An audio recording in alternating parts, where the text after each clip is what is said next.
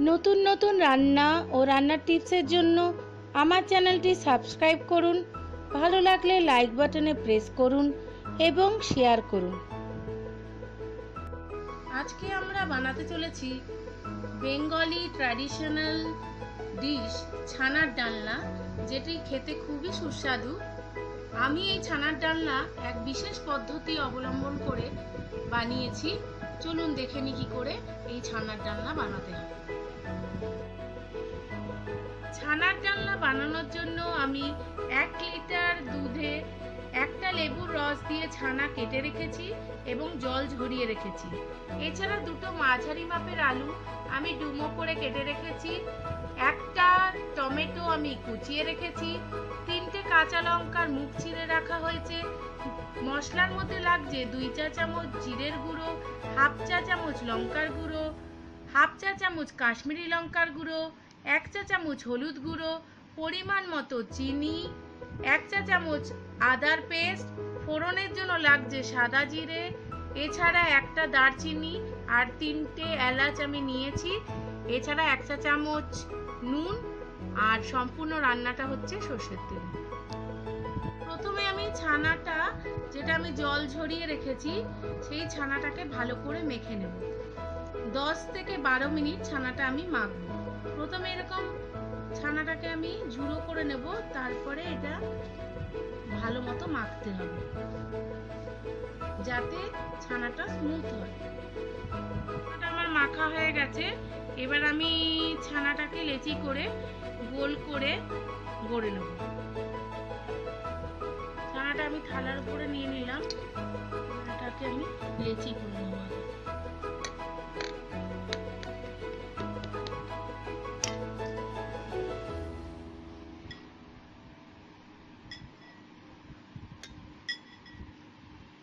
এরকম লেচি করে নিয়ে এরকম করে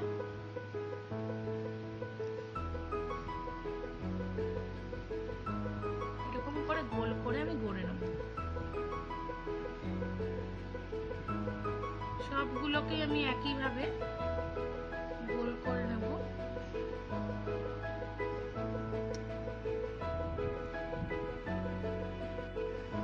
ছানাগুলো এইভাবে আমি গড়ে নিয়েছি।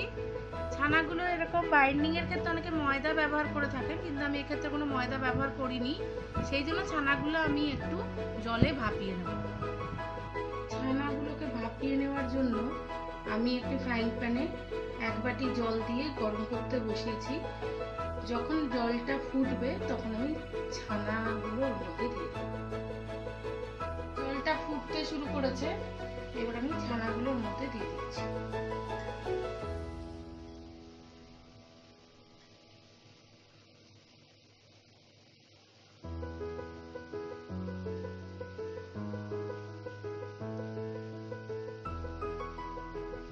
এই ছানাগুলো আমি খুব বেশিক্ষণ ভাপাবো না, আমি 5 মিনিটের জন্য এটা ভাপাবো। আমি একটা ঢাকনা দিয়ে দিই। 5 মিনিট হয়ে গেছে। এবার আমি দেখে নেব ছানাগুলো, হ্যাঁ আকারে বড় হয়ে গেছে, দেখুন একটু। এবার আমি জলটাকে ঝরিয়ে নেব। তার জন্য আমি গ্যাসটা প্রথমে বন্ধ করলাম। দেখুন ছানাগুলো আমার একদম তুলতুলা হয়েছে। এবার আমি জলটাকে বার করে দেবো, তাহলে ছানার ডালনা ছানাটা খুব স্মুথ হবে আর পুরো ছানার স্বাদটাই থাকবে। জলটা আমি ঝরিয়ে নেব। এই ছানাগুলো আমি জল ঝরাতে দিয়েছি। এবার ঠান্ডা হয়ে গেলে এরকম চিপে আমি জলটা বার করে নেব, তারপর আমি ছানাগুলো ভাজবো। ছানাগুলো জল ঝরে গেছে, আমি ছানাগুলো চিপে জল বার করেও দিয়েছি। এবার আমি ছানাগুলো ভেজে নেব। এর জন্য আমি একটা ফ্রাইং প্যান গ্যাসের উপরে বসিয়েছি। এবার আমি সরষের তেল 2 টেবিল স্পুন দিয়ে দিলাম। তেলটা গরম হওয়া পর্যন্ত অপেক্ষা করব।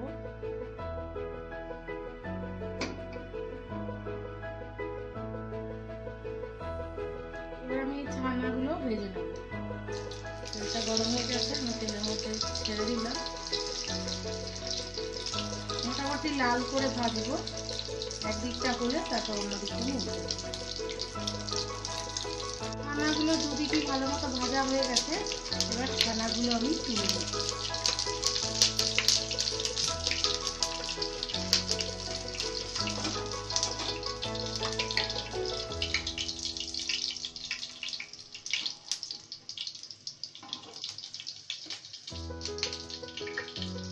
বাটির মধ্যে অল্প জল নিয়েছি। এবারে ভেজে রাখা ছানাগুলো ওর মধ্যে আমি দিয়ে দিলাম, তাহলে ছানাগুলো একদম খুব নরম হয়। এবার ডালনা বানানোর জন্য আমি ফ্রাইং প্যানে 1 চা চামচ তেল নিয়েছি এবং আমি প্রথমে গ্যাসটা কমিয়ে নেব। এবার আমি ফোড়নটা দিয়ে দিলাম। এবার যে আলুগুলো আমি কেটে রেখেছি সেই আলুগুলো আমি দিয়ে দেব।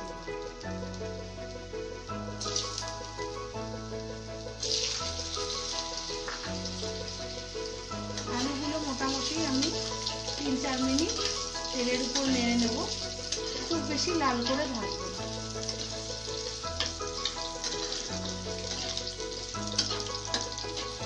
আলুটা যতক্ষণ ভাজা হচ্ছে আমি যে মশলাগুলো রেখেছি তার একটা পেস্ট বানিয়ে নেব। প্রথমে আমি টমেটো কুচিটা দিলাম, তারপরে আমি 1 চা চামচ আদার পেস্ট দিলাম,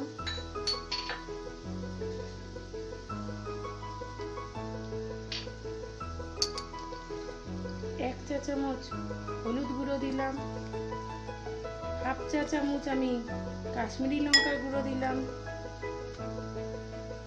কাঁচা লঙ্কা একটা দিলাম,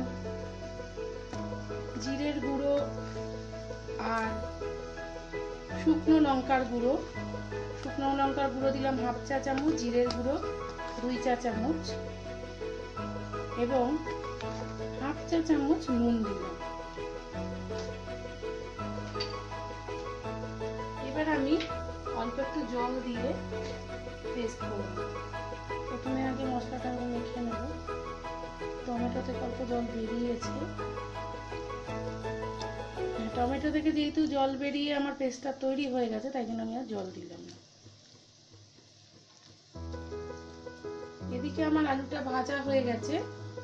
যে পেস্টটা আমি করলাম সেটা এবার আমি ফ্রাইং প্যানে দিয়ে দিলাম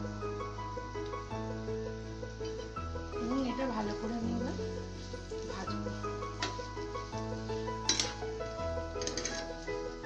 3-4 মিনিট এটা আমি গ্যাসের উপর বসিয়ে ভাজবো।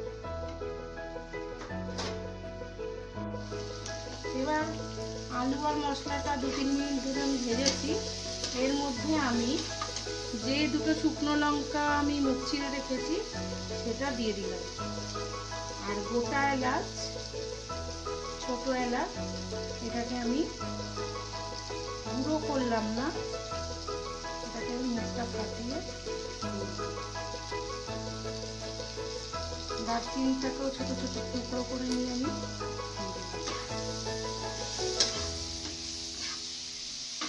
এবং সামান্য পরিমাণে চিনি আমি দিলাম। এটা দিলাম আমি রঙের জন্য।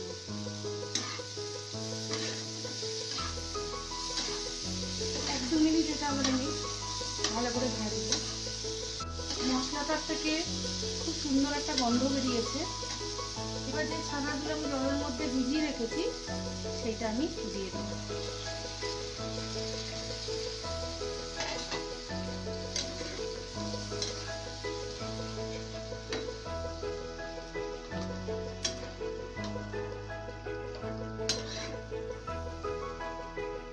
এটা আবার আমি একটা ঢাকনা দিয়ে ঢেকে দিলাম 3-4 মিনিটের জন্য।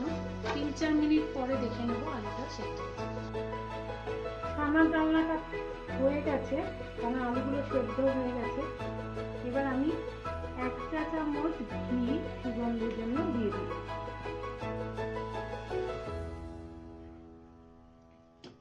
এবার আমি গ্যাসটা বন্ধ করে দিলাম।